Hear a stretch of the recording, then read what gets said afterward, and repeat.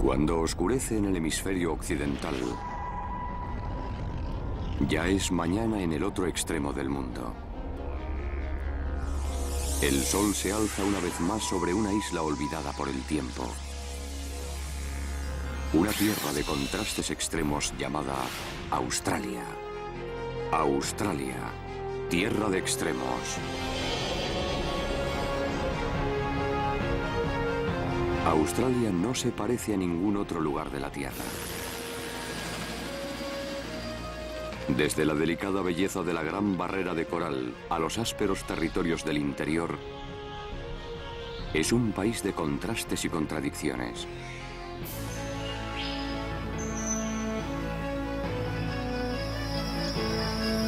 La historia australiana no tiene parangón en antigüedad. Una historia tan larga como el aislamiento al que la somete el implacable mar.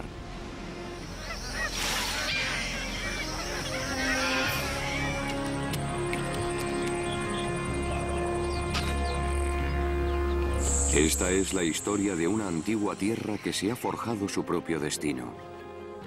De un continente asolado, único por su biología, su paisaje y sus gentes.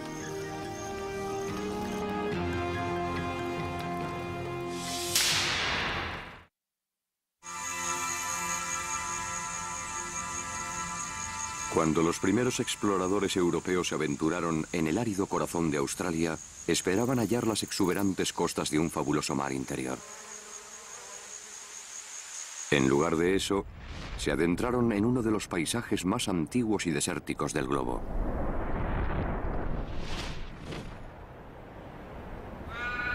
El mar que buscaban se había secado 400 millones de años antes, siendo reemplazado por inmensos desiertos de arenas abrasadas por el ardiente sol australiano.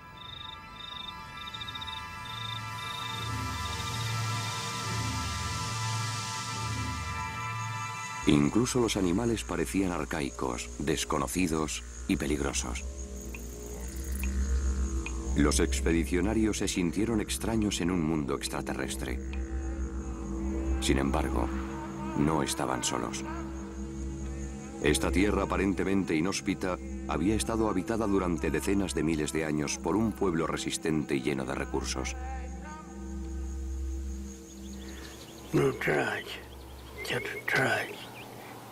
No teníamos pantalones, ni camisas, ni calzado. Íbamos desnudos. Por supuesto, la vida era difícil, pero somos gente fuerte y dura. Había mucha comida. Comíamos higos y ciruelas y desenterrábamos cebollas silvestres. Entonces me lo pasaba bien. El anciano aborigen Billy Wara creció a la sombra de Ayers Rock, ahora conocida por su nombre aborigen, Uluru. Alzándose más de 300 metros sobre la planicie del desierto, Uluru es la mayor roca del planeta. Su aspecto cambia con cada variación de la luz.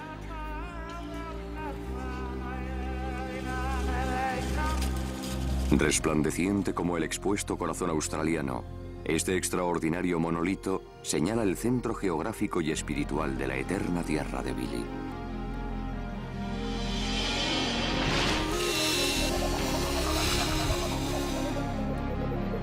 La historia de Australia es tan vieja como la propia Tierra.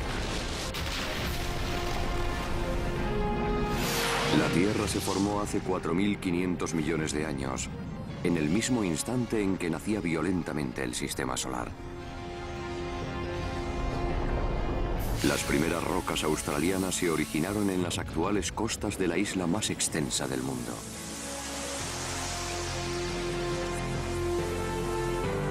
La parte más antigua del más viejo de los continentes se encuentra aquí, en el oeste.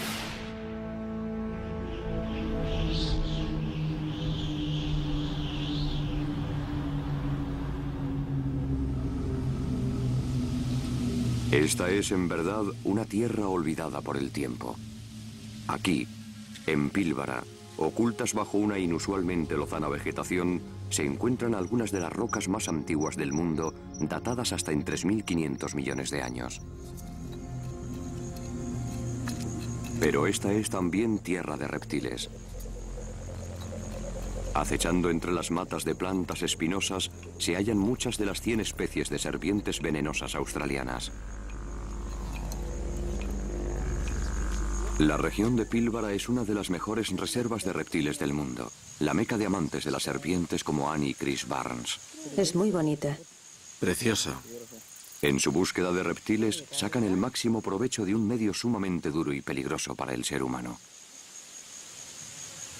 Mi esposa estuvo cerca de sufrir una picadura en esta zona. Una vez tuvo un encuentro con una en un cobertizo. Fui a sorberle el veneno, pero llevaba puestas las botas, lo que fue bueno para ella. Pensaban que estaba atrapando una serpiente de cascabel, pero lo que sonaba era el choque de las rodillas al temblar. Chris y Annie son los cazadores oficiosos de serpientes de la remota población minera de Tom Price. Sus servicios son requeridos hasta 6 veces al día para desalojar reptiles intrusos de la ciudad. En la mayoría de las ocasiones, el indeseable huésped es letalmente venenoso. De las 32 serpientes más mortíferas del mundo, 11 son especies endémicas de Australia. Y de esas 11, 3 de las más peligrosas se encuentran en la región de Tom Price. Tenemos la víbora australiana del desierto, la malga y la Western Brown o Pseudonaia nucalis. Fue aquí, en el césped. ¿De verdad es...? La vi aquí. No puede estar lejos. Bien, ¿la tienes? Bien. Es una malga respetable. ¿Es una malga? Sí. Sí. Malga o Pseudechis australis, como prefiera. No tiene mal tamaño, ¿verdad? Son muy venenosas, ¿no? Mortalmente. Mortalmente. Muchas gracias, chicos. Me dio un susto de muerte. No todas las llamadas que se reciben son a causa de serpientes venenosas. Puede tratarse de una pitón pigmea, la más pequeña del mundo, o un varano que se haya alojado bajo la taza del retrete.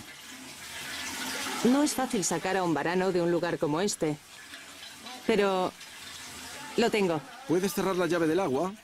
Ya está cerrada. Pero existe un verdadero peligro. Australia es el único continente donde la mayoría de las serpientes son venenosas, y mucho. Una picadura de Western Brown puede resultar fatal. No seas mala, serpiente. En Australia mucha gente se dedica a la caza de serpientes sin darse cuenta del todo de lo difícil que resulta este trabajo. Pero muchos de ellos estarían ansiosos por venir aquí y encontrarse rodeados de reptiles. Somos muy afortunados por estar aquí.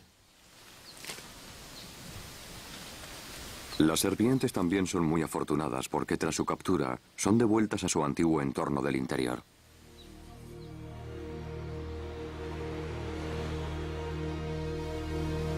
En el transcurso de millones de años, Australia ha sufrido la inclemencia de los elementos y el desgaste producido por el tiempo. Semeja un cuerpo despojado de su carne que mostrara los huesos desnudos de su esqueleto. Desde este lugar, su rojo corazón, la inmensidad de este país de casi 5 millones de kilómetros cuadrados, es ineludible. Con una superficie similar a la de Europa o Estados Unidos, Australia es el 6º país más grande del mundo, también el más llano.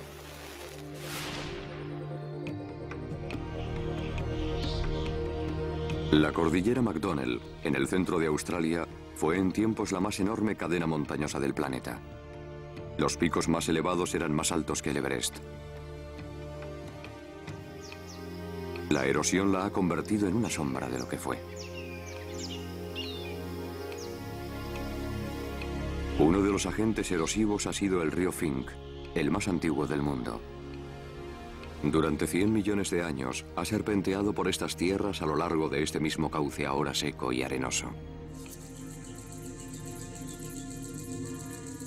La mayoría de las corrientes fluviales del interior solo fluyen estacionalmente. Cuando lo hacen no desembocan en el mar, sino que desaparecen entre las sedientas arenas del desierto.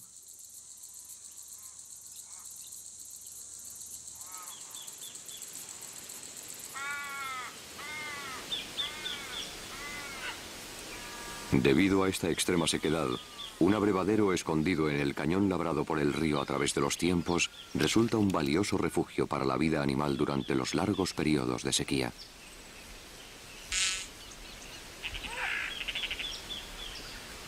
Encontrar peces en el desierto resulta una sorpresa. También nos sorprenden estas palmeras que han sobrevivido en una quebrada durante 65 millones de años.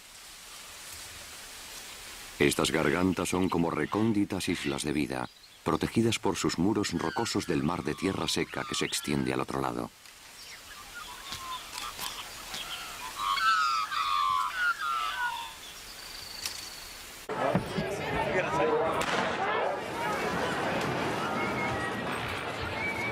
La mera carencia de agua no es obstáculo para que los habitantes de Alice Springs disfruten de los deportes acuáticos.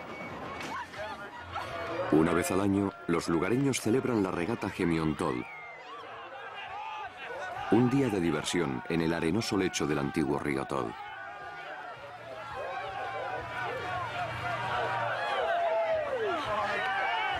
Las embarcaciones están adaptadas a las condiciones del lugar.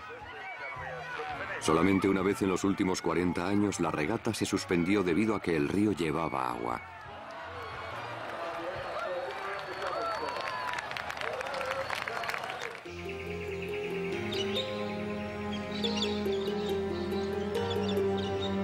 Las cosas resultan muy diferentes en la región de Daintree, en el lejano norte de Queensland.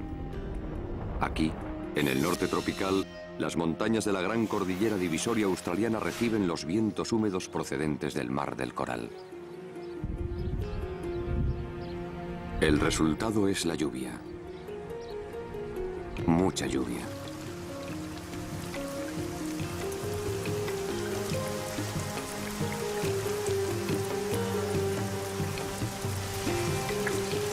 Con unas precipitaciones anuales de 10.000 milímetros por metro cuadrado, el nebuloso Pico Thornton resulta el lugar más húmedo de Australia y uno de los más lluviosos del mundo.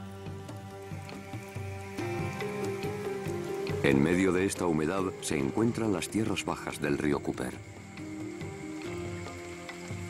Aquí llueve 200 días al año. Se registran precipitaciones de 5.000 milímetros anuales en el curso bajo del río Creek. A la estación húmeda, en la que se alcanzan los 4.000 milímetros, le sigue un periodo de 3 meses de lloviznas en el que llueve diariamente en pequeñas cantidades. Esta es la época del año que acaba con los ánimos de los habitantes de la zona. Las sabanas están permanentemente húmedas y el lodo se adueña de sus vidas. Fue precisamente esta humedad y este fango lo que atrajo a Neil Hewitt a las orillas del río Creek. Regenta un modesto negocio familiar dedicado al turismo ecológico. A sus puertas se encuentra el bosque pluvial más antiguo del mundo. 10 veces más antigua que el Amazonas, la región de Daintree ha estado poblada por la selva durante los últimos 130 millones de años.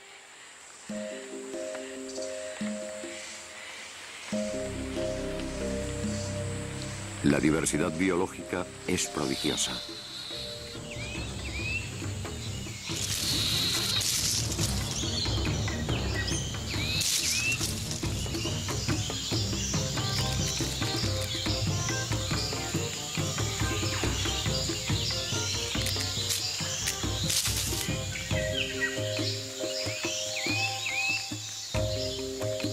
Con una extensión de menos de una milésima parte del total de la superficie australiana, esta húmeda región tropical alberga 1/3 de las plantas, mamíferos y ranas del continente y 1/4 parte de los reptiles.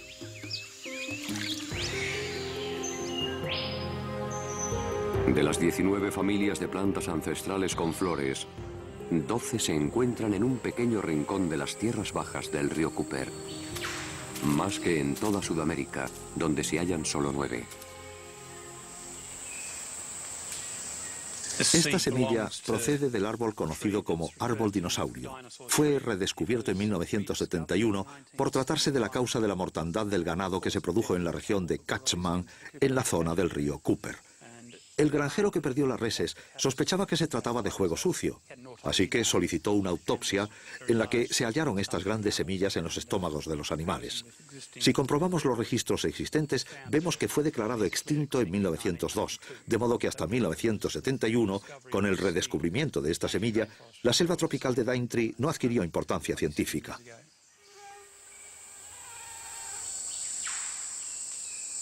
Parece ser que muchos de estos gigantescos árboles selváticos han pervivido durante más tiempo que los misteriosos animales que en tiempos distribuyeron sus grandes y a menudo venenosas semillas. Hoy en día, la única criatura capaz de ingerir muchos de los frutos silvestres de brillantes colores es el casuario. Con un peso igual al de un hombre, esta enorme ave privada de la capacidad de volar se nutre de la fruta que cae de los árboles. La labor que ejerce el casuario es importante. Transporta las semillas de un lugar a otro y las deposita completas con una porción de fertilizante natural.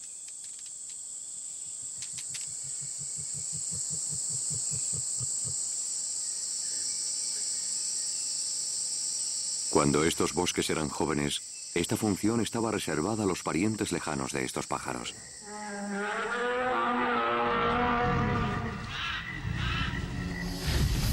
Estas selvas pertenecían a los dinosaurios.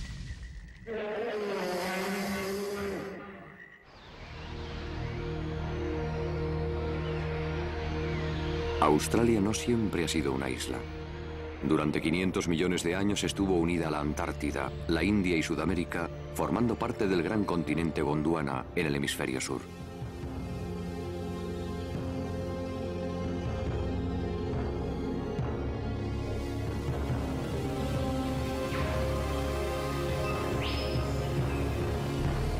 En la época de Gondwana, más de la mitad de la masa continental de Australia estaba cubierta de vastos bosques primitivos.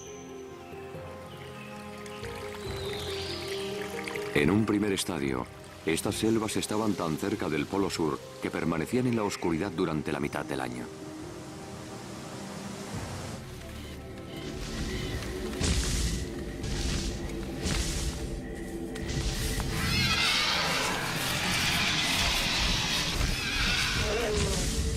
Como en cualquier otro lugar del planeta, los dinosaurios vagaban por los sombríos bosques de Gondwana y los pterodáctilos gobernaban los cielos.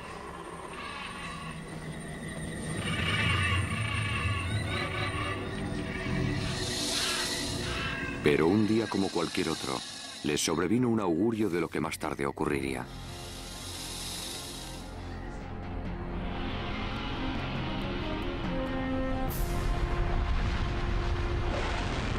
Hace 140 millones de años, un cometa se cruzó en el curso orbital terrestre, colisionando.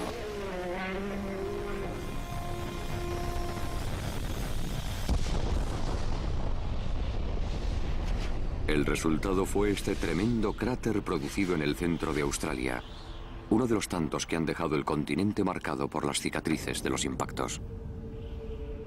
Estrellándose contra el suelo con la potencia de 1 millón de bombas como la lanzada sobre Hiroshima, el cometa produjo un cráter de más de 22 kilómetros de diámetro. Lo que resta de él es el milagrosamente preservado acantilado Gauss, un anillo de retorcidas rocas que originalmente, antes de la colisión del cometa, se encontraba a 1,5 kilómetros de profundidad. 75 millones de años después, otro gran cometa, de mayor tamaño, colisionó en Centroamérica, provocando la extinción de los dinosaurios.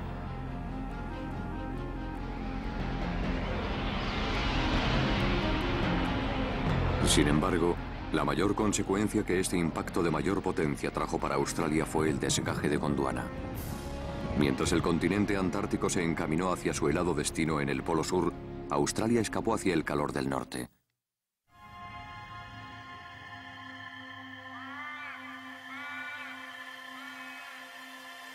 El clima del continente varió gradualmente y el interior comenzó a secarse.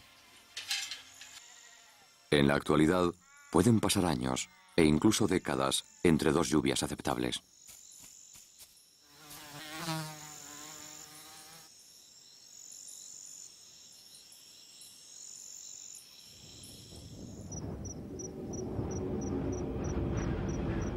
Aunque las tormentas aisladas permiten el crecimiento de una escasa pero resistente vegetación, más de la mitad del territorio australiano puede clasificarse como desértico, recibiendo unas precipitaciones anuales de menos de 125 milímetros. Se trata del continente habitado más árido de la Tierra.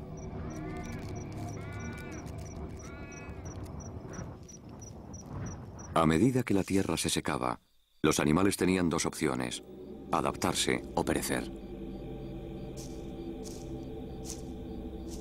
El emu, pariente desertícola del casuario, no desperdicia energías recorriendo las grandes distancias que lo separan de la comida. Tampoco lo hace el canguro, animal indisolublemente unido a este entorno. El aislamiento del resto del mundo permitió a los marsupiales australianos desarrollar formas únicas. En cualquier otro continente, estos rostros corresponderían a animales con pezuñas.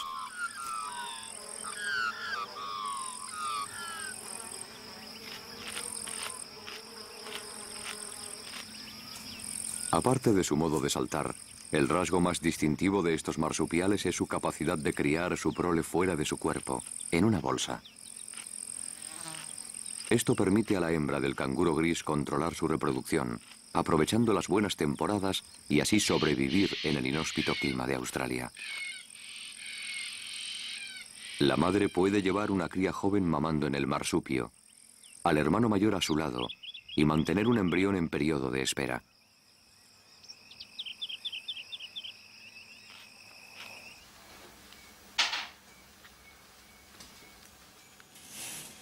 El largo tiempo que un marsupial permanece en la bolsa de su madre puede complicar la vida de las personas que cuidan de los animales heridos o huérfanos.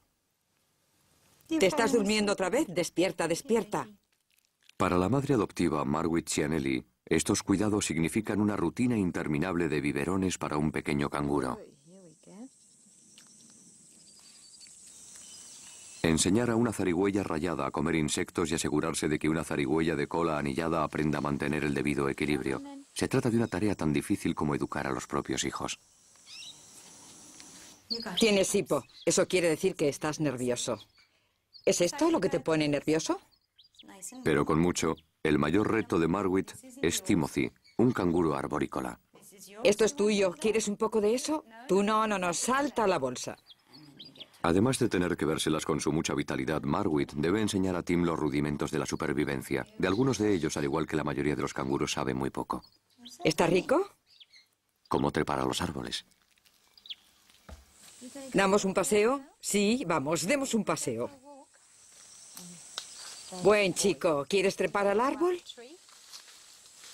Venga.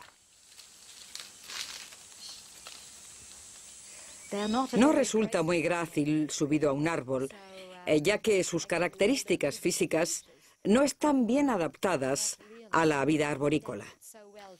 No disponen de un pulgar oponible, no tienen una cola prensil. Así que, algunas veces, cuando veo a Timothy en un árbol, tengo que darme la vuelta y marcharme porque me pone nerviosa. Pienso, se va a caer, se va a caer. Vuelve aquí, Timothy, ¿eh? Ahora sí que estás fardando. Sabes que ya te caíste de ahí una vez. Hay que ponerlos en libertad gradualmente. Es un proceso lento. Cada vez pasan más tiempo fuera hasta que ya no vuelven más que para hacer cortas visitas o no regresan más. Estamos muy contentos de eso.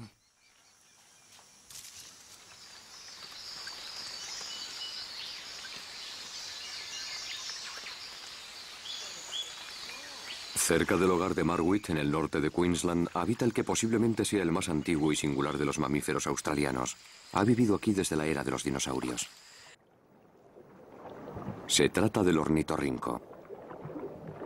Este tímido animal acuático pasa la mayor parte de su existencia sumergido en el agua con los ojos cerrados, percibiendo las señales eléctricas de sus presas por medio de su sensible pico. Siendo uno de los dos únicos tipos de monotremas que existen, el ornitorrinco es un eslabón viviente con nuestro pasado como reptiles. La hembra pone huevos como un lagarto, pero amamanta a sus crías con leche. Para observar a la mayoría de los mamíferos australianos, hay que esperar a la caída de la noche. El primo terrestre del ornitorrinco es el equidna, una especie de erizo australiano. La mayoría de los animales del desierto son pequeños, como este ratón saltador, y de hábitos nocturnos.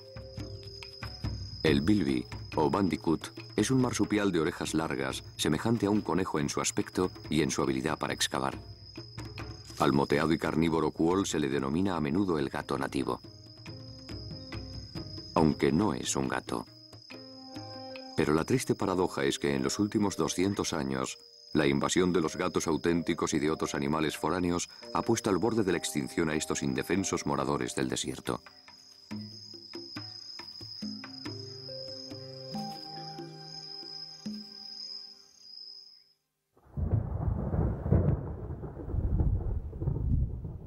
No todas las regiones de Australia sufren un clima impredecible. En el extremo septentrional del territorio del norte, el monzón es regular como un reloj. La formación de nubes tormentosas es el preludio de la estación húmeda. Y los pastos, agostados por la larga y calurosa estación seca, crecen exuberantes.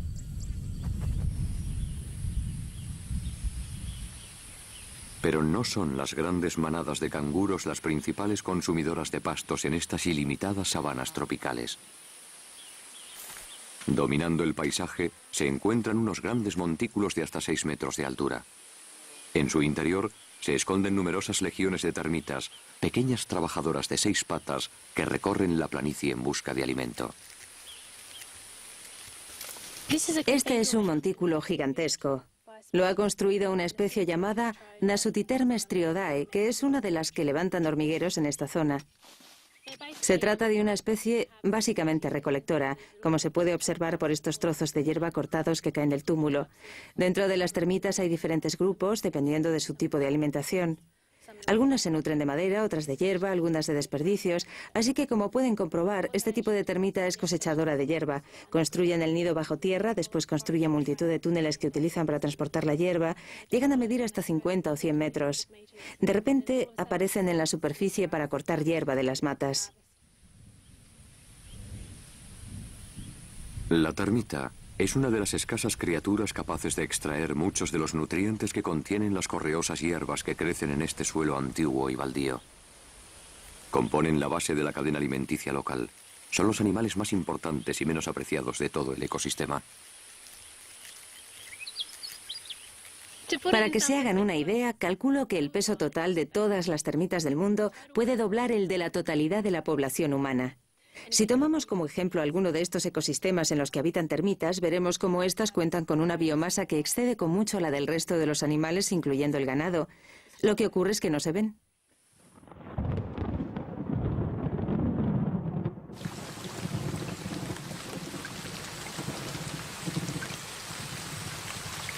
Cuando el monzón finalmente llega, las termitas confían en la seguridad que les ofrece la cima del túmulo y en las reservas acumuladas de hierba.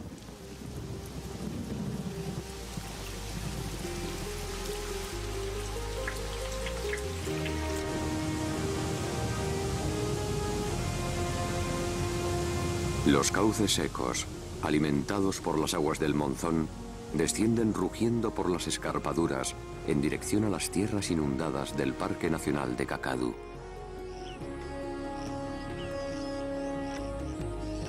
Una vez más, el agua trae la vida y la promesa de una temporada benigna.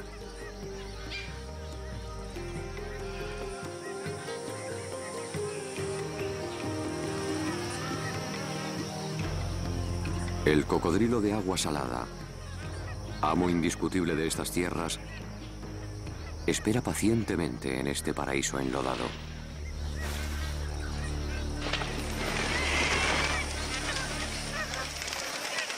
La raza humana oyó por primera vez este aparentemente tranquilo entorno hace 60.000 años.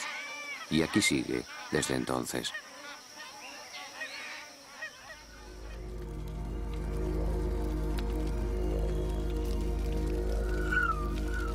No existe otra cultura en el mundo que haya perdurado tanto como la de los aborígenes australianos. Ha sobrevivido ininterrumpidamente durante más de 2000 generaciones, desde que sus antepasados arribaran misteriosamente durante la última glaciación.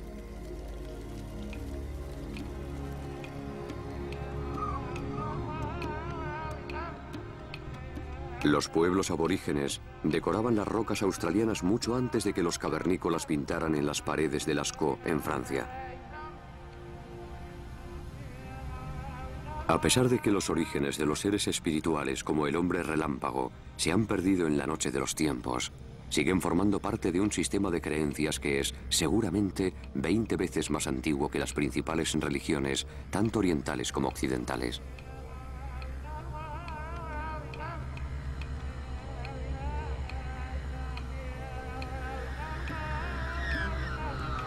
Aquí se puede contemplar el testimonio de animales ya extintos y de acontecimientos tan recientes como la llegada del hombre blanco.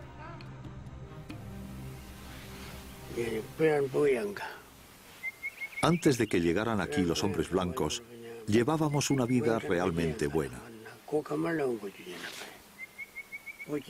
Nos alimentábamos principalmente de carne de canguro y varano.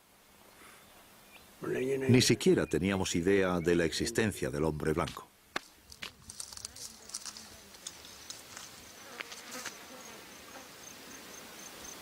Los conocimientos necesarios para sobrevivir en estas tierras inhóspitas se han transmitido oralmente durante milenios en forma de una mixtura de consejos prácticos y mitología funcional conocida como la ley o el dreve. Sin embargo, la irrupción del mundo exterior ha perturbado el modo de vida tradicional y ha causado la dispersión de los 600 clanes aborígenes originarios. Nukumbuku significa carne. Decimos Kura-Kurrumi. En su idioma es carne. Al margen del éxito que puedan obtener los actuales aborígenes en la preservación de su rico acervo, el fin de siglo marca el final de la última generación de aquellos que, como Billy Wara, crecieron conociendo únicamente la forma de vida tradicional. No escapará.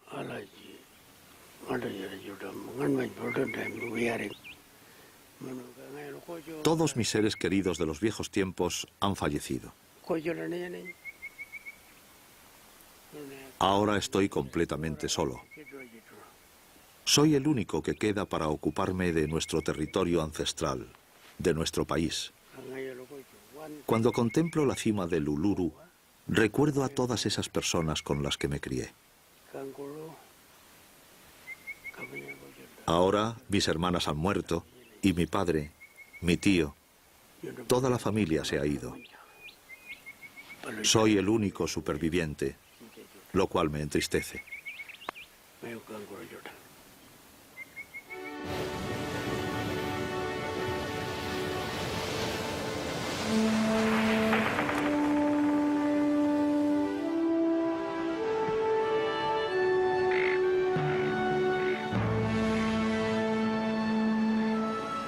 Quizá la mayor contradicción de Australia sea que un continente tan antiguo acoja a una nación tan joven.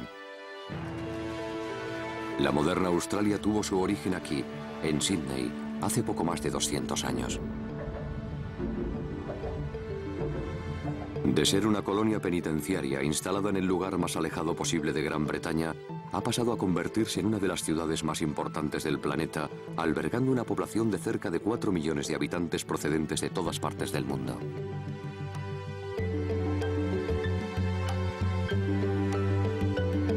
A pesar de toda la superficie disponible, Australia ha llegado a ser el país más urbanizado de la Tierra.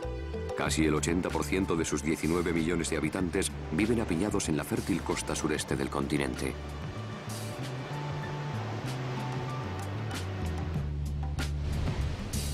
Tres de cada 4 personas viven a solo 1 hora en coche de la costa. Y vaya costa.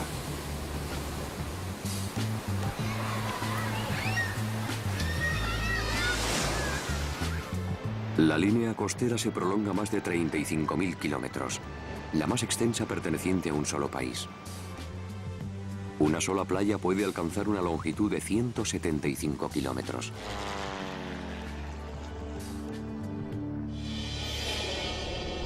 La joya de la corona del mundo submarino australiano es la Gran Barrera de Arrecifes. Los arrecifes se extienden paralelamente a la tropical costa este, a lo largo de más de 2.200 kilómetros.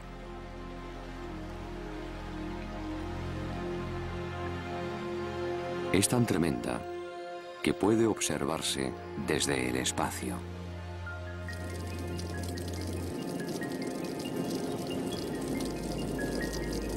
No se trata de un solo arrecife, sino de una red formada por unos 3.000 arrecifes e islas coralinas distintos que, juntos, conforman el mayor organismo vivo del planeta.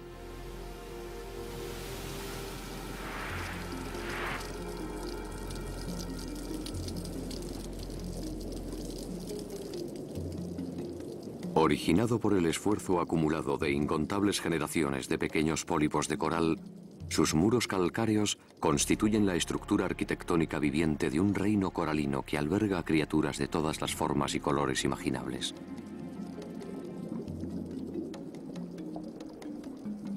El rey de todos los moradores del coral es el más temible depredador, el tiburón tigre.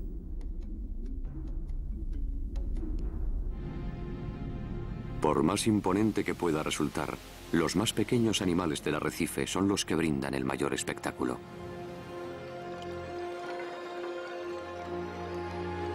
A principios de verano, y solo durante unas pocas noches después del plenilunio, el coral estalla en una orgía de sexualidad sincronizada. De un confín a otro del arrecife, miles de millones de colonias de coral llenan el agua de pequeños globos flotantes que contienen huevos y esperma.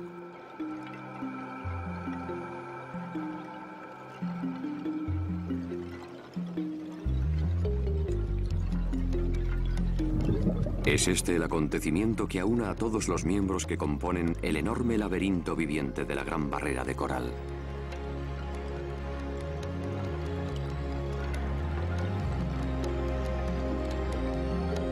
Una nueva generación de corales constructores de arrecifes se aleja flotando en la noche.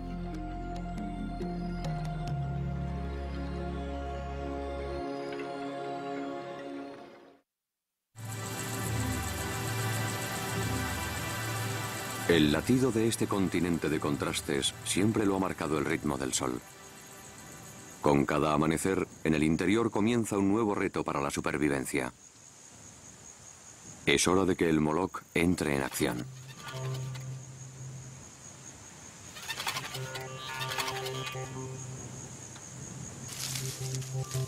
El Moloch, también conocido como diablo espinoso, ha elevado la caza de hormigas a la categoría de arte.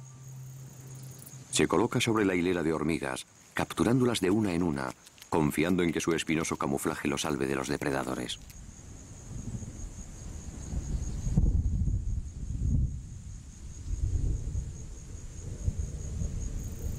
Esta extraordinaria lagartija guarda otro as en la manga: su capacidad para atrapar las primeras gotas procedentes de una tormenta pasajera. La extraña piel del Moloch absorbe el agua como una esponja y la conduce hasta su boca para que pueda beberla.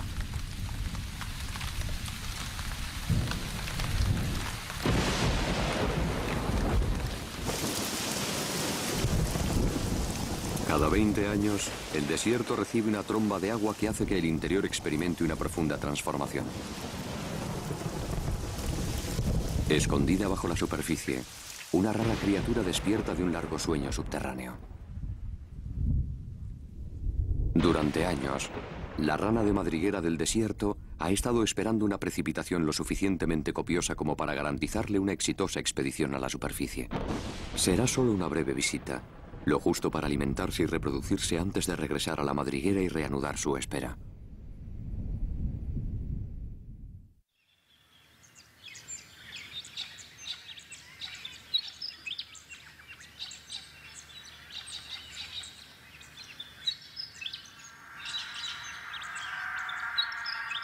Durante un corto lapso de tiempo, un abrevadero al pie del Uluru se convierte en un lugar concurrido y bullicioso en el que animales raramente vistos recuperan el tiempo perdido.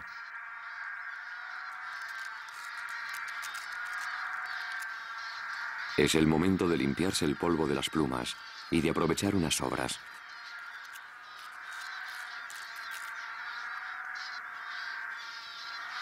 Lluvias tales son siempre preludio de buenos tiempos. Cuando llovía en lugares como el Uluru, los cauces secos se llenaban de agua clara y buena que nos encantaba beber. Nos poníamos tan contentos que corríamos hasta el agua que rebosaba. Y solo teníamos que inclinarnos para beber. Después subíamos a los afloramientos para cazar canguros y ualabíes. Esa era la única vida que conocíamos. La tierra nos sustentaba.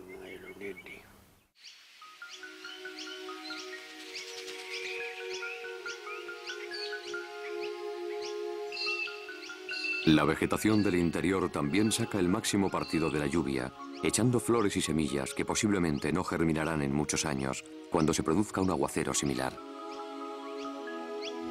El centro rojo se transforma en el corazón verde. Y el viejo río Fink fluye de nuevo.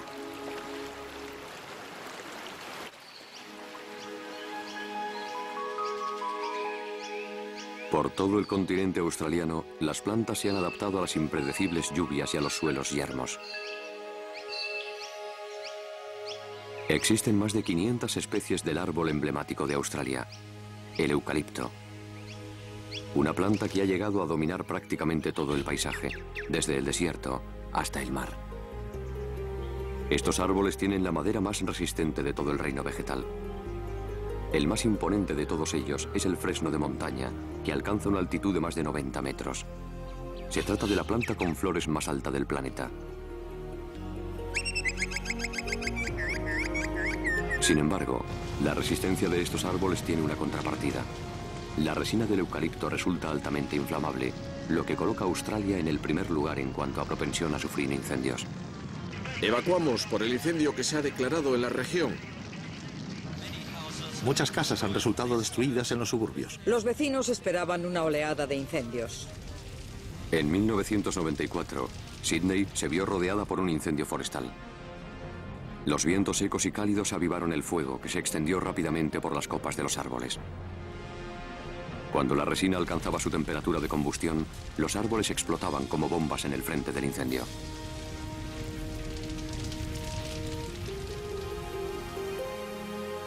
No obstante, pocas semanas después, la vida rebrotaba. La mayor parte de la vegetación australiana está bien adaptada al fuego. La corteza renegrida del eucalipto refleja la mayoría del calor preservando la madera. Otras plantas necesitan incluso el fuego para echar semillas y que éstas germinen.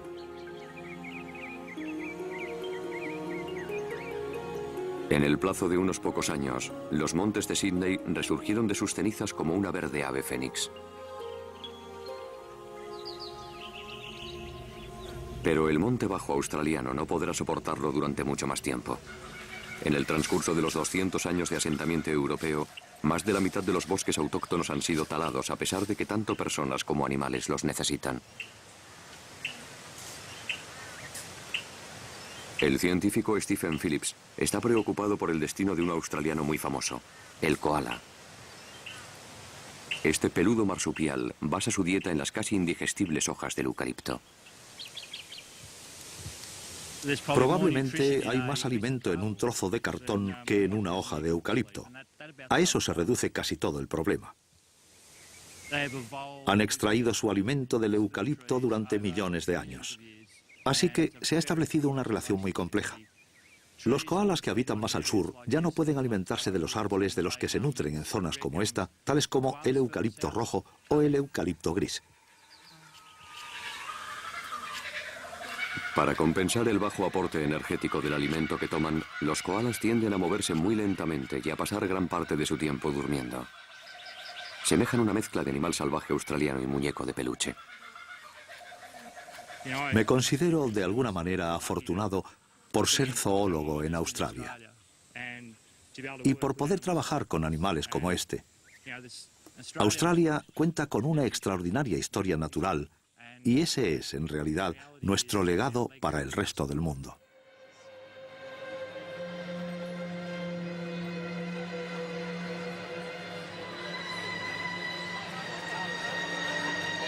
En ningún otro lugar del mundo se encuentran tan cerca la herencia del pasado y la promesa del futuro. En un repetido ritual, los murciélagos gigantes comedores de fruta abandonan su refugio diurno para emprender una nueva búsqueda de alimento en los alrededores de Sídney. Sin embargo, vuelan sobre una gran tierra austral que ya no es una isla apartada del mundo moderno.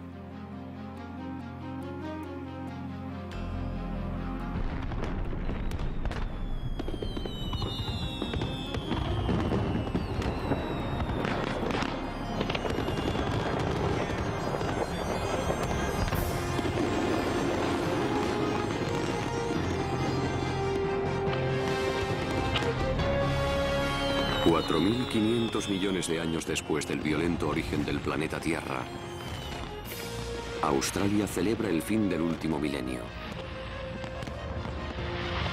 Un lapso ínfimo para esta tierra que ha presenciado el transcurrir de la mayor parte de la historia.